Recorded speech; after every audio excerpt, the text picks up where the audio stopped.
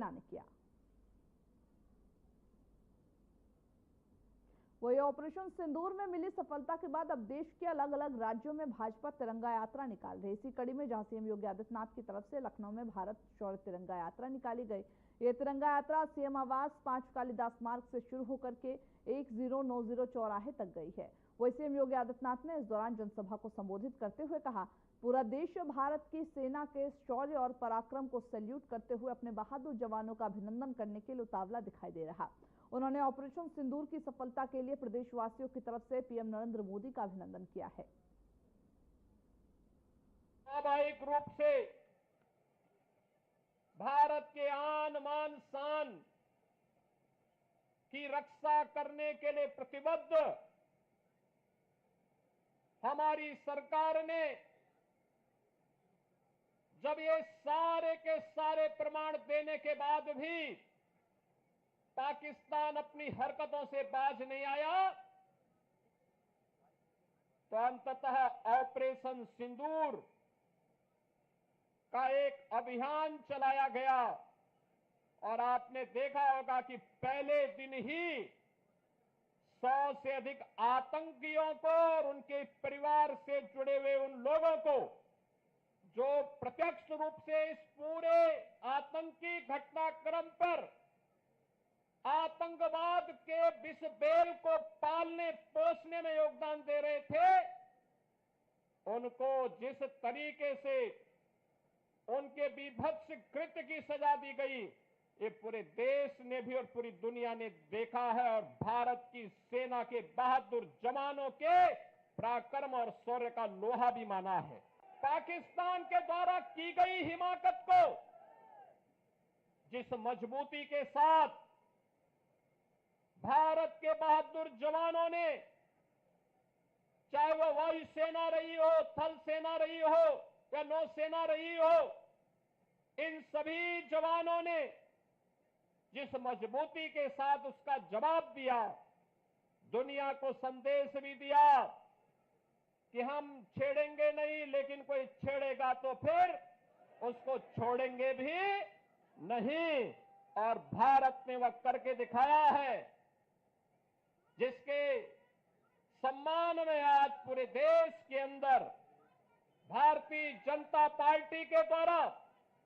ये तिरंगा यात्रा प्रारंभ की गई है। ये तिरंगा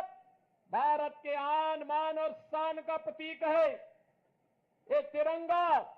भारत के शौर्य और पराक्रम का प्रतीक है। इस तिरंगा के प्रति सम्मान का भाव व्यक्त करने के लिए,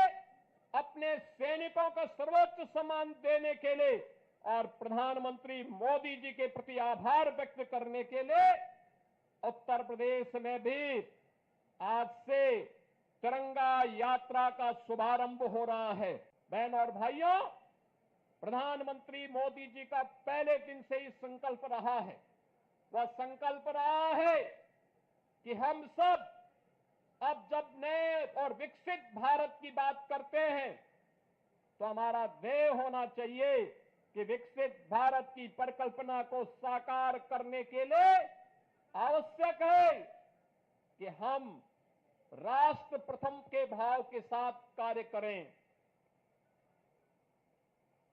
राष्ट्र प्रथम का भाव जब 140 करोड़ भारतवासियों के मन में आएगा,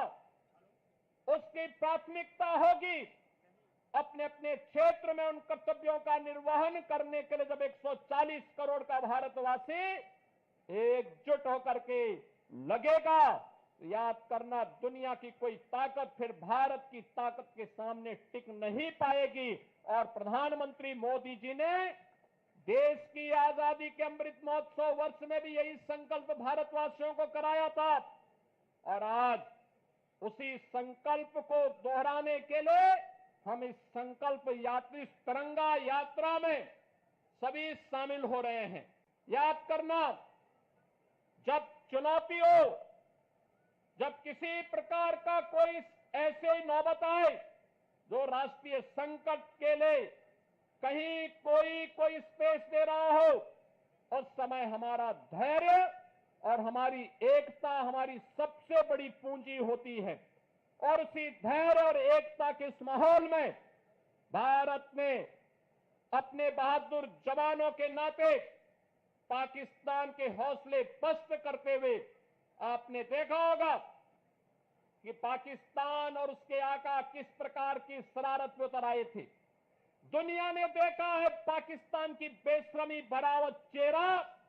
जिसमें उन आतंकवादियों के जनाजे में शामिल होने के लिए पाकिस्तान के नेता और उनके सैन्य अधिकारी भी उस आतंकी के जनाजे में शामिल होने के लिए वहां उपस्थित थे। ये चीजें दिखती है कि पाकिस्तान एक विफल राष्ट्र है।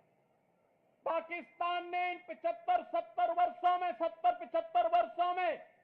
दुनिया के सामने केवल आतंकवाद के बीज बोए हैं और पाकिस्तान ने अपनी विफलता की ही कहानी दुनिया को बताई है। बहनों और भाइयों, पाकिस्तान की विफलता, आतंकवाद को उसके द्वारा दे जा रहे प्रश्रय और यह आतंकवाद को उसके द्वारा दे गए प्रश्रय इस बात को साबित करता है कि आतंकवाद एक दिन पाकिस्तान को भी निगल देगा। पूरी तरह खोखला हो चुका पाकिस्तान आज जिस प्रकार की हिमाकत कर रहा है, जिस प्रकार का दुस्साहस कर रहा है, ऑपरेशन सिंदूर उसका जवाब था। और आने वाले समय में तय है कि जो भी भारत की तरफ उंगली उठा करके देखेगा, भारत की बहन बेटियों के सम्मान के विरुद्ध उनकी सुरक्षा में सेंध लगाने का कार्य करेगा, उसके जनाजे में कोई रोने वाला भी नहीं मिलेगा। यह वही ऑपरेशन सिंदूर की सफलता के बाद हिंदूवादी